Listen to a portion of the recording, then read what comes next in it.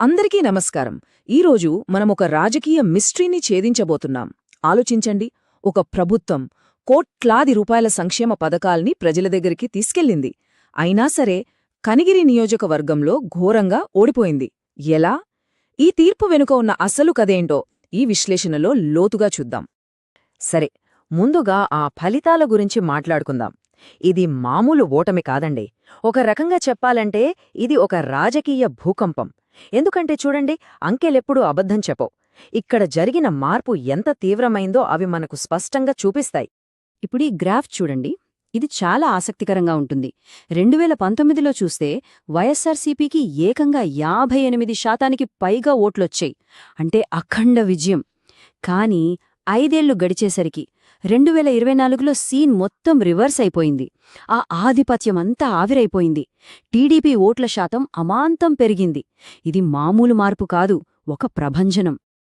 దాదాపు 28.3 పాయింట్ల స్వింగ్. ఒక్కసారి ఆలోచించండి, రాజకీయాల్లో ఇంత పెద్ద స్వింగ్ చూడటం చాలా అరుదు. అసలు కేవలం 5 ఏళ్లలో ఇంత మార్పు రావడానికి కారణమేంటి? ప్రజల ఆలోచనల్లో అంత పెద్ద అలజడికి దారితీసిన అంశం ఏమై ఉంటుంది? సరిగ్గా ఇదే ప్రశ్నకి మనమిప్పుడు సమాధానం వెతకబోతున్నాం. గుర్తుంచుకోండి, ఇది కేవలం అంకెల గారడి కాదు. మనం ప్రజల నాడిని పట్టుకునే ప్రయత్నం చేస్తున్నాం. ఆ తీర్పు వెనుక దాగియున్న అసలు కదేమిటో ఇప్పుడు చూద్దాం. సరే, ఇప్పటిదాకా మనం అంకెలు చూశాం. ఇప్పుడు క్షేత్రస్థాయిలోకి వెళ్దాము. కనిగిరి నేలమీద అసలేం జరుగుతుందో తెలుసుకుందాం.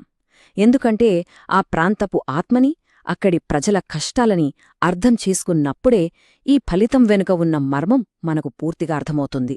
ఇదిగో, ఇదే కనిగిరి. ఇది కేవలం మ్యాప్లో ఒక చుక్క కాదు. కరువు కోరల్లో చిక్కుకున్న పశ్చిమ ప్రకాశం జిల్లాలోని ఓ గ్రామీణ గుండెచప్పుడు. ఇక్కడి మట్టి కథ వేరు, నీటి వ్యధ వేరు, ప్రజల బతుకు పోరాటం వేరు. సో, ఈ నియోజకవర్గం గురించి కొన్ని విషయాలు తెలుసుకుందాం. ఇది పూర్తిగా పల్లెటూరు ప్రాంతం. 6 మండలాలు ఉంటాయి. ఇక్కడ సామాజిక లెక్కలు కూడా చాలా ముఖ్యం. సుమారు 50,000 మంది రెడ్డి ఓటర్లు, దాదాపు అంతే సంఖ్యలో యాదవ ఓటర్లు ఉన్నారు. అంతా బాగానే ఉంది కదా? కాని ఈ నంబర్ల వెనుక ఓ పెద్ద విషాదముంది. అదేంటంటే, సరైన పనులు లేక యువత బతుకుతెరువు కోసం పట్టణాలకు వలస వెళ్ళిపోతున్నారు. ఇన్ని సమస్యలున్నా మీరు అక్కడికెళ్ళి ఎవరినైనా అడగండి, మీకేం కావాలి అని. అందరి నోటి వెంట ఒకే ఒక్క మాటొస్తోంది. వారి మొదటి డిమాండ్, వారి ప్రాథమిక హక్కు నీళ్లు. అవును, తాగడానికి గుక్కెడు నీళ్లు, పొలానికి కాస్త సాగునీరు. వాళ్ల సమస్యల జాబితా చూస్తే మనసు చివుక్కుమంటుంది. తాగే నీళ్లల్లో ప్రాణాంతకమైన ఫ్లోరైడ్. దశాబ్దాలు గడుస్తున్నా పూర్తికాని వెలిగొండ ప్రాజెక్టు కల. పంటల పండక రైతుల పడుతున్న అంతులేని కష్టం. ఇక ఊర్లల్లో రోడ్లు, డ్రైనేజీల గురించి ఎంత తక్కువ చెప్పుకుంటే అంత మంచిది. ఇవి కాగితం మీద లెక్కలు కాదు, వాళ్లు ప్రతిరోజూ అనుభవిస్తున్న నరకం. ప్రజల కష్టాల గురించి మాట్లాడేటప్పుడు మనమొక ముఖ్యమైన విషయాన్ని గుర్తుంచుకోవాలి. మన రాజ్యాంగం ప్రతి పౌరుడికి గౌరవంగా జీవించే హక్కును ఇచ్చింది. సమాచారంతో కూడిన బాధ్యతాయుతమైన ప్రజాస్వామ్య చర్చ అనేది దీనికి పునాది. సరే, ఇన్ని కష్టాలున్నాయి. మరి వీటికి ఎన్నికల ఫలితానికి సంబంధమేంటి? ప్రజల కడుపుమంట ఓటుగా ఎలా మారింది? ఇప్పుడు ఆ కనెక్షన్ని వెతుకుదాం. ఆధారాలతో సహా చూద్దాం. మొట్టమొదటి అతిపెద్ద ఆధారం పెరిగిన ఓటింగ్ శాతం. చూడండి, 2019లో 83% పోలింగ్ జరిగింది. అదే 2024లో ఏకంగా 89%కి చేరింది. అంటే దాదాపు 6% ఎక్కువ. ఇంతమంది కొత్తగా ఓటు వేయడానికి పోలింగ్ బూతులకు ఎందుకు పరుగులు పెట్టారు? ఏం జరిగుంటుంది? ఆ ప్రశ్నకు సమాధానం ఈ ఓటింగ్ పెరుగుదల ఎక్కడ ఎక్కువగా జరిగిందో చూస్తే దొరుకుతుంది. టౌన్లలో కాదు, ఎక్కడో మారుమూల పల్లెల్లో, కరువుతో అల్లాడిపోతున్న రైతు గ్రామాల్లో పోలింగ్ శాతం అమాంతం పెరిగింది. అంటే ఎక్కడ నొప్పి ఎక్కువగా ఉందో అక్కడే జనం గట్టిగా తమ గొంతు వినిపించారు. రాజకీయ పరిభాషలో దీన్నే మనం ప్రొటెస్ట్ ఓట్ లేదా నిరసన ఓటు అంటాం. అంటే ఒకరిని గెలిపించాలన్న ఆశకన్నా అధికారంలో ఉన్నవాళ్లని ఓడించాలన్న కసి ఎక్కువగా ఉన్నప్పుడు ఇలా జరుగుతుంది. ఇక్కడ ప్రజలు తమ ఓటు హక్కుని ఒక ఆయుధంగా వాడారు. తమ ఆవేదనను, ఆగ్రహాన్ని బ్యాలెట్ బాక్స్లో చూపించారు. సరే, ఈ నిరసన వెనక ఉన్న రాజకీయ కారణాలు ఏంటి? ముఖ్యంగా 3 ఉన్నాయి. ఒకటి, సాంప్రదాయంగా పార్టీతో ఉన్న రెడ్డి ఓటు బ్యాంకు గట్టిగా దెబ్బతినడం. 2 అధికార పార్టీ ఎంచుకున్న అభ్యర్థి అక్కడి సామాజిక సమీకరణాలకు సరిగ్గా సరిపోకపోవడం.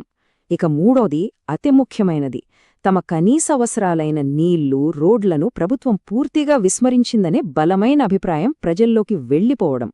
ఇక్కడే ఈ మొత్తం విశ్లేషణలో అత్యంత కీలకమైన పాయింట్కి వస్తున్నాం. ఒకవైపు వేల కోట్ల సంక్షేమం, మరోవైపు ఘోర పరాజయం.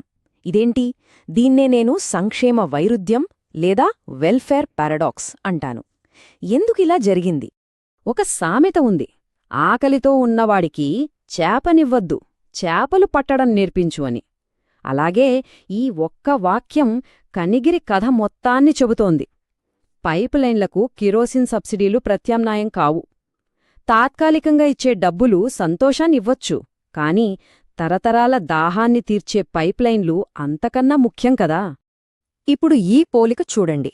ఒకవైపు ప్రభుత్వం ఇచ్చినవే, ఇంటింటికి పెన్షన్లు, రైతు భరోసా, చేయూత, ఇవన్నీ మంచివే. కాని మరోవైపు ప్రజలు అడిగినవి, తాగడానికి మంచినీళ్లు, పొలానికి సాగునీరు, ఊరికి మంచి రోడ్లు, యువతకు ఉద్యోగాలు. ప్రభుత్వం ఇచ్చినదానికి, ప్రజలు కోరుకున్నదానికి మధ్య ఉన్న ఈ గ్యాప్, ఈ అగాధమే కనిగిలి తీర్పుకు అసలు కారణం. అందుకే కనిగిరి మనకొక బలమైన పాఠం నేర్పుతోంది. అదేంటంటే, డైరెక్ట్ బెనిఫిట్ స్కీమ్లు అంటే ఖాతాల్లో నేరుగా డబ్బులు వేయటం మంచిదే, కాదనట్లేదు. కాని అవి ఎప్పటికీ నిజమైన పాలనకు, మౌలిక సదుపాయాల కల్పనకు ప్రత్యామ్నాయం కాలేవు. ఇది చాలా స్పష్టం. ఓకే, ఇప్పటివరకు మనం సమస్యేంటి, అది ఎందుకొచ్చిందో విశ్లేషించాం. ఇప్పుడు పరిష్కారం వైపు చూద్దాం. ఈ విశ్లేషణ నుంచి భవిష్యత్ పాలన ఎలా ఉండాలో చెప్పే ఒక బ్లూప్రింట్ తయారుచేద్దాం. ఒకవేళ మీరు పాలకులైతే మీ సమయాన్ని, ప్రజాధనాన్ని ఎక్కడ పెడితే ఎక్కువ ఫలితముస్తుంది? ఇక్కడ టాప్ 3 ప్రాజెక్టులున్నాయి. నంబర్ 1, వెలిగొండ ప్రాజెక్టును యుద్ధ ప్రాతిపదికన పూర్తి చేయడం. నంబర్ 2, ప్రతి ఇంటికి మంచినీళ్లందించి ఫ్లోరోసిస్ భూతాన్ని తరిమికొట్టే ఒక మిషన్ మొదలుపెట్టడం. నంబర్ 3, వెనుకబడిన జిల్లా హోదా కోసం పోరాడి ఆ నిధులతో పాడైపోయిన రోడ్లన్నింటినీ బాగుచేయడం. ఈ ప్రాజెక్టులను అమలు చేసేటప్పుడు పాలకులు ప్రజల అభిప్రాయాలకు విలువ ఇవ్వాలి.